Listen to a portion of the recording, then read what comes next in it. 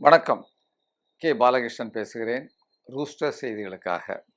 இன்றைக்கு சர்வதேச அளவில் உள்ள சில செய்திகள். ஒரு 2, 3 நாட்களாக இந்த சர்வதேச போர் செய்திகள், வளைகுடா செய்திகள் கொடுக்கல. ஏன்னா சின்ன சின்ன பிரச்சனைகள் நடந்துகிட்டு இருக்கு. இந்த போர் சம்பந்தமாக ஏதாவது முக்கியமான நிகழ்ச்சிகள் நடந்தால் தான் நம்ம கொடுக்க முடியும். இல்லாட்டா அங்கே அடித்தா இங்கே அடித்தான்னு கொடுத்துட்டு இருக்கிறது அது சரியாக இருக்காது. சில முக்கியமான நிகழ்வுகள் வரும்போது இந்த செய்திகளை கொடுக்கலாம் என்ற அடிப்படையில் இன்றைக்கு சில முக்கியமான தகவல்கள் வந்திருக்கு. அதில் முதல் செய்தியாக நான் பார்ப்பது, சைனா இன்றைக்கு என்ன சொல்லியிருக்கிறாங்கன்னு கேட்டிங்கன்னா, ஒரு மிகப்பெரிய ஒரு செய்தியை அவர்கள் சொல்லியிருக்கிறார்கள். அது ஒரு மிக மிக முக்கியமான செய்தி. உலகத்தில் ஒரு பாரதூரமான விளைவுகளை ஏற்படுத்தக்கூடிய செய்தி. அதாவது உலக வரைபடத்திலிருந்து சீனா தயாரித்திருக்கிற அதனுடைய ஆளுமைக்குட்பட்ட செல்வாக்குள்ள அந்த பகுதிகளிலிருந்து அந்த அவங்களுடைய நாடுகள் அதில் அவங்க என்ன சொல்கிறாங்கன்னா, நாங்கள் இஸ்ரேல் என்ற நாடு இருப்பதை ஏற்றுக்கொள்ளவில்லை. எனவே எல்லாவற்றையும் சேர்த்து பாலஸ்தீனம் என்றுதான் நாங்கள் சொல்லுகிறோம். எனவே எங்களை பொறுத்தவரையில் இஸ்ரேல் என்ற ஒரு நாடு இல்லை என்பதை சீனா திட்டவட்டமாக அறிவித்திருக்கிறது. அது ஒரு சர்வதேச சமூகத்தில் இவ்வளவு நாட்கள் காசாவில் படுகொலை செய்யப்பட்ட அந்த மனிதர்களுக்கு, அந்த பெண் பிள்ளைகளுக்கு, குழந்தைகளுக்கு ஒரு நிவாரணமாக அல்லது அவர்களுக்கான ஒரு இதாக இருக்க முடியாது. இதை இப்படிலாம் சொன்னால் இருக்க முடியாது. ஆனாலும் இது உலக அளவில் சில நாடுகள் இன்னும் இஸ்ரேலை பொறுத்தவரையில் அவர்கள் எங்களுடைய நாடு, எங்களுடைய சொந்த நாடு அப்படி இப்படின்னு சொல்லிட்டு இருக்காங்களா, அவர்களுக்கெல்லாம் மிகப்பெரிய அடி. அமெரிக்காவுக்கு மிகப்பெரிய அடி. இனிமேல் இஸ்ரேல் என்ற ஒரு நாடு இருக்காது. எங்களுடைய வரைபடத்தை பொறுத்தவரையில் நாங்கள் அதை அங்கீகரிக்கவில்லை, பாலஸ்தீனத்தை மட்டும்தான் அங்கீகரிக்கிறோம் என்று சீனா அறிவித்திருக்கிறது. இது ஒரு முக்கியமான செய்தியாக நம்ம பார்க்குறோம். அப்புறம் இன்னொரு முக்கியமான செய்தி பார்த்தீங்கன்னு சொன்னால், ஈரான் அறிவித்திருக்கிறது. என்ன அறிவித்திருக்கிறதுன்னு கேட்டிங்கன்னு சொன்னால், யுனைடெட் அரப் எமிரேட்ஸ் என்ற அந்த நாடை நாங்கள் எதிரி நாடாக அறிவிக்கிறோம். எங்களுடைய அண்டை நாடு தான், ஆனாலும் அது எதிரி நாடாக அறிவிக்கிறோம். ஏனென்று சொன்னால், திரும்ப திரும்ப அவர்களுக்கெல்லாம், வளைகுடா நாடுகளுக்கெல்லாம் நாங்கள் பேசிய போதும் சொன்ன பொழுதும் இன்னும் அமெரிக்காவினுடைய இராணுவ இலக்குகளை அங்கே நிலைநிறுத்தி கொண்டு அங்கிருந்து ஈரானை, லெபனானை தாக்குவதற்கு அவர்களுடைய அந்த பூமி பயன்படுகிறது என்று சொல்லும் பொழுது அதை நாங்கள் எதிரி நாடாக கருதுவதை தவிர வேறு வழியில்லை என்கின்ற ஒரு செய்தியையும் யுனைடெட் அரப் எமிரேட்ஸுக்கு எதிராக ஈரான் அறிவித்திருக்கிறது. எனவே கூடுதலாக ஒரு செய்தியை சொல்லியிருக்கிறது, நாங்கள் எந்த நேரத்தில் வேண்டுமானாலும் நாங்கள் நினைக்கிற பொழுது யுனைடெட் அரப் எமிரேட்ஸை, ஐக்கிய அரபு எமிரேட்ஸை தாக்குவதற்கான அந்த உரிமையை நாங்கள் எடுத்துக்கொள்கிறோம் என்று சொல்லியிருக்கிறது. இது ஒரு செய்தி.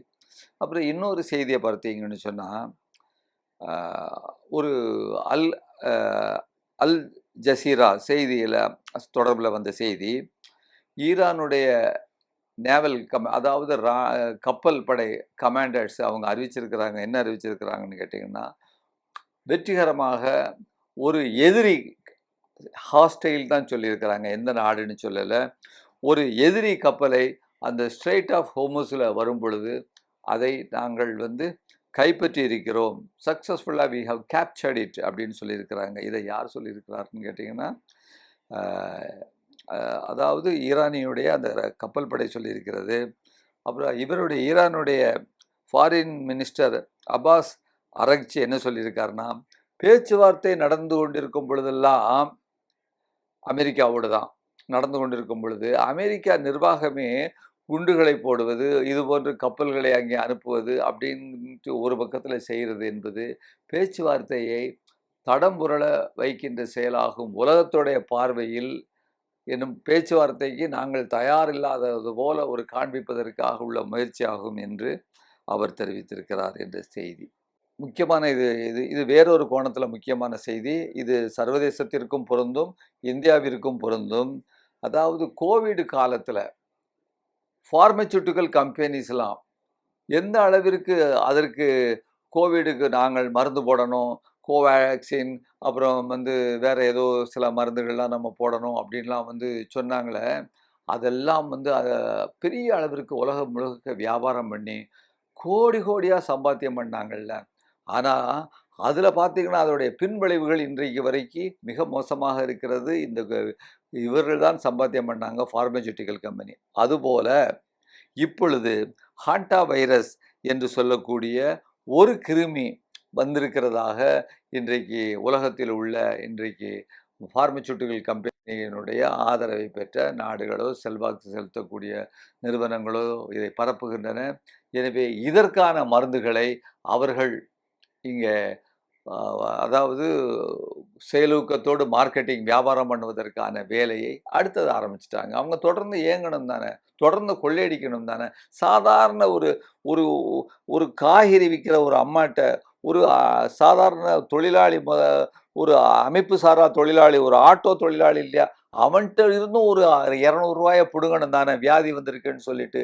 இந்த வகையில் உலகம் முழுவதும் உள்ள சாதாரண மக்களிடமிருந்து பணம் பிடுங்குவதற்கு அது ஏற்பாடு பண்ணியிருக்கிறது என்ற செய்தி ட்விட்டருக்கு வந்திருக்கு. அந்த செய்தியையும் நம்ம பார்க்கலாம். அதுபோல் இன்னொரு செய்தி பார்த்திங்கன்னா, ஹமாஸுடைய தலைவர் கலில் அல் ஹாவியா அப்படிங்கிறவர், அவருடைய அந்த என்னுடைய ப்ரொனன்சியேஷனில் தவறு இருக்கலாம், அவருடைய மகனை இஸ்ரேல் தாக்கி கொலை பண்ணியிருக்கிறது. அது ஏவுகணைகளை கரெக்டாக அவங்க செய்வாங்க தானே, கொலை பண்ணியிருக்கிறது. அதற்கு வந்து ஈரான் சொல்லியிருக்கிறது, இப்படியெல்லாம் நீங்கள் வந்து பாலஸ்தீனத்தில் உள்ள போராளிகளினுடைய அதற்கு ஆதரவாக இருக்கிறவருடைய அந்த குழுக்களினுடைய அவர்களை கொலை செய்து விட்டால் வந்து நிச்சயமாக வந்து அந்த போராட்டம் முடிந்துவிடும் என்றெல்லாம் நீங்கள் நினைக்க முடியாது என்கின்ற ஒரு செய்தியையும் சொல்லியிருக்கிறது. இன்னொரு செய்தி பார்த்தீங்கன்னு சொன்னால், இது மிக முக்கியமான செய்தி. இது ஒரு விந்தையான செய்தியாகவும் கூட இருக்கிறது. உலகத்துல எல்லாம் எங்கெல்லாம் நாடுகளில் போர் நடக்குமோ அப்போ என்ன நடக்கும்னு கேட்டிங்கன்னா, ஐரோப்பாவிலும் சரி பல்வேறு நாடுகளிலும் சரி இது வரைக்கும் நடந்துட்டு இருக்கு. அங்கே உள்ள மக்கள் அந்த போர் நடக்கிற இடத்துல இருந்து சாவு, பொருள்கள் சேதம், வீடுகள் சேதம் என்பதை விட்டு அங்கே வெளியேறி பிற நாடுகளுக்கு தஞ்சம் போவார்கள். ஆனால் ஈரான் மட்டும்தான் இதற்கு ஒரு மிகப்பெரிய விதிவிலக்காக இருக்கிறது என்ற வகையில் வந்து என்ன சொல்கிறாங்கன்னு கேட்டிங்கன்னா, ஈரானுடைய ஒரு அதாவது ஈரான் மக்கள் மட்டும்தான் போர் நடக்கும்போது எங்கெல்லாம் எப்பமெல்லாம் வந்து போர் நடக்குமோ அப்பமெல்லாம் வந்து அந்த நாடுகளுக்கு தன்னுடைய சொந்த நாடுகளுக்கு அவர்கள் திரும்பி வரக்கூடிய செய்தியை நம்ம பார்க்கலாம்.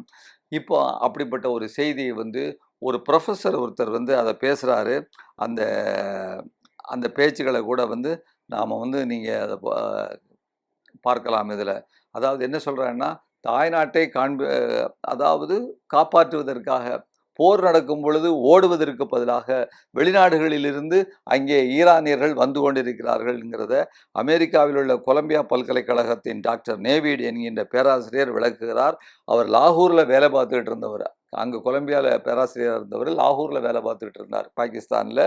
அவர் வந்து அவரை இங்கே வந்து ரெட் பிக்ஸ்னு ஒரு ஊடகம் வந்து இங்கே இந்தியாவிலேருந்து போயிருக்கு. அது வந்து ஈரானில் முதல் ஊடகம். அது போய் எல்லாத்தையும் சந்தித்து அவர்களிடெல்லாம் கேள்வி கேட்டு கொண்டிருக்கிறது. அது அனுப்பிய செய்தி. அதனுடைய காணொலியை நீங்கள் முழுக்க நீங்கள் பார்க்கலாம் அப்படிங்கிற அந்த செய்தியை நம்ம பார்ப்போம். அடுத்தால இன்னொரு முக்கியமான செய்தி பாருங்கள். துருக்கின்னு சொல்லக்கூடிய அந்த நாடு இருக்க, அது எர்டோகன்கிறவர் அங்கே தலைவராக இருக்கிறாரு. ஸ்பெயின் நாடு ஞாபகம் இருக்கா? ஸ்பெயின் நாடு ஐரோப்பாவிலேயே முதல் நாடு, இடதுசாரி வாக்குகள் மூலமாக ஆட்சிக்கு வந்த இடதுசாரி நாடு. ஐரோப்பாவிலேயே எந்த விதமான ஊசலாட்டமும் இல்லாமல் அமெரிக்காவிற்கு எதிராக தன்னுடைய அந்த எங்கள் நாட்டின் மூலமாக நீங்கள் எதுவும் செல்ல முடியாது, உங்களுடைய போரில் நாங்கள் கலந்து கொள்ள முடியாது என்று அறிவித்த அந்த பெட்ரோ அவருடைய நாட்டிற்கு மிகப்பெரிய அளவிற்கு ஒரு பரிசு கொடுக்கும் விதமாக என்னன்னு கேட்டிங்கன்னா, ஸ்பெயின் என்ன செஞ்சிருக்கு, அமெரிக்காட்டிருந்து ட்ரம்ப்போட போட்டிருக்கக்கூடிய F-35 விமானத்திற்கான கான்ட்ராக்ட் போட்டிருந்து, உங்களுடைய கான்ட்ராக்ட் வேண்டாம்ப்பா அப்படின்னு சொல்லிட்டு நிறுத்திட்டாங்க. அப்போ இதை பார்த்து அவங்களுக்கு விமானம் இல்லை, ஆனால் விமானம் தேவைன்னு கான்ட்ராக்ட் போட்டிருக்காங்க. கொள்கை அடிப்படையில் இப்படிப்பட்ட கொலகார ட்ரம்ப்போட அமெரிக்காவோட எங்களுடைய உறவு தேவையில்லை அப்படின்னு சொல்லி அந்த கான்ட்ராக்டை ட்ரா பண்ணோடனே துருக்கியில் இருந்து இவங்க என்ன செஞ்சுருக்கிறாங்கன்னா, அவர்கள் ஒரு அட்வான்ஸ்டு ஃப்ளைட் ஒரு விமானத்தை கண்டுபிடிச்சிருக்காங்க பாருங்க. கான் ஜெட் அப்படின்னு கூடிய KAAN, அந்த கான் ஜெட்டுங்கிற அந்த விமானம் வந்து அது ஒரு அட்வான்ஸ் ஆனது. அந்த விமானத்தை ஃப்ளாக்ஷிப் ஃபைட்டர், அதை நாங்கள் வந்து விற்கிறோம் என்று இது வியாபாரமாக இருந்தாலும் கொடுப்பதற்கு நாங்கள் தயாராக இருக்கிறோம். 5th ஜெனரேஷன் ஃபைட்டர் என்று சொல்லியிருக்கிறது. அது நேட்டோவில் ஸ்பெயினுக்கு மட்டும்தான் கொடுக்கிறது. இது ட்ரம்ப்பிற்கு மிகப்பெரிய ஒரு அடியாக நாம் பார்க்கிறோம். அதாவது ஒரு நேர்மையான ஒரு டெசிஷன் எடுத்த ஸ்பெயினுக்கு இது ஒரு மிகப்பெரிய ஒரு பரிசாக அமைந்திருக்கிறது.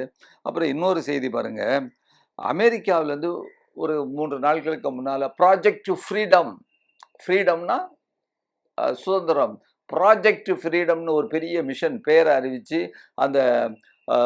அந்த ஹொர்முஸ் துறைமுகத்தில் உள்ள கப்பல்களை எல்லாம் விடுவிப்பது அப்படின்னு சொல்லிட்டு வந்து அங்கே ஒரு மிகப்பெரிய விமான தாக்குதலுக்கு ரெடியாக அமெரிக்கா கடற்படையை குவித்திருந்து விமானங்களை கொண்டு செல்லக்கூடிய அந்த நேரத்தில் வளைகுடாவில் உள்ள தன்னுடைய நட்பு நாடுகள், சவுதி அரேபியா இருக்குது, அந்த மற்ற பல நாடுகள் இருக்குது, இவர்களுடைய ஆலோசனை இல்லாமல் அறிவித்ததனுடைய விளைவு சவுதி அரேபியா மிகப்பெரிய கடும் கோபத்தோடு என்ன செஞ்சுருக்கிறாங்க, என் நாட்டில் இருந்தெல்லாம் நீ ஏரோப்ளைன்லாம் கொண்டு போய் ஈரான் மேலே போட முடியாது, அங்கே உள்ள அவங்க கப்பல் மேலே போட முடியாதுன்னு சொல்லிட்டு அவருடைய அந்த பிரின்ஸ் என்ன சொல்லியிருக்கிறாருன்னு கேட்டிங்கன்னா, முடியாதுன்னு அறிவிச்சிருக்கிறாரு. அந்த பிரின்ஸோட அவர் பேர் வந்து இளவரசர் சுல்தான், அவரோட பேசி எடுத்து ட்ரம்ப் வந்து சரிப்படுத்தலாம்னா நத்திங் டூயிங் அப்படின்னு சொல்லிட்டாரு. இது சாதாரண செய்தி இல்லை. இதை NBCங்கிற நியூஸ் செய்தியை வெளியிட்டிருக்கிறது.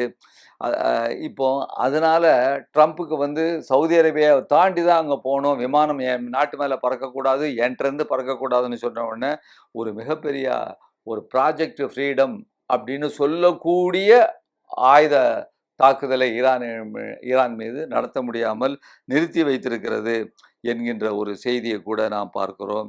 எனவே இன்னொரு முக்கியமான செய்தி, ஈரானுக்கு உடைய அந்த வியாபாரத்தை முடக்க வேண்டும், கப்பல்களை கொண்டு நிறுத்துவது அப்படிங்கிற ஒரு விஷயத்தை செஞ்சிட்டு இருந்தாங்க இல்லையா, இதை உடைக்கக்கூடிய வகையில், ஈரானிற்கு பணம் வரக்கூடிய வகையில் ஈரான் என்ன செஞ்சிருக்குன்னு கேட்டிங்கன்னா, சீனாவோட உதவியோடு தற்பொழுது நட்பு நாடுகள் மூலமாக, அதாவது தரை வழியாக சீனாவிற்கு இன்றைக்கு வந்து என்ன சொல்கிறது, லட்சக்கணக்கான டன் கச்சா எண்ணெயை ஏற்றுமதி செய்து கொண்டு இருக்கிறது.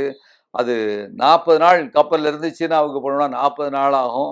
15 நாளில் வந்து சைனாவுக்கு போகக்கூடிய அந்த நிலையில் இன்று அவர்கள் அந்த ரயில் வழியாக அனுப்பி கொண்டிருக்கிறார்கள்.